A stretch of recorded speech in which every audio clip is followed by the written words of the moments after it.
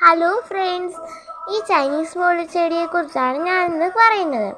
ഈ ചെടി ഏത് കാലാവസ്ഥയിലും വളരും.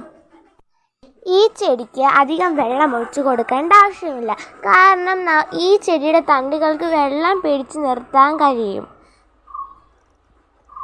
വെയിലത്തും വെക്കാം, തണലത്തും വെക്കാം. ഇതിന് ചാണകപ്പൊടി ഇട്ട് കൊടുക്കുന്നത് നല്ലതാണ്.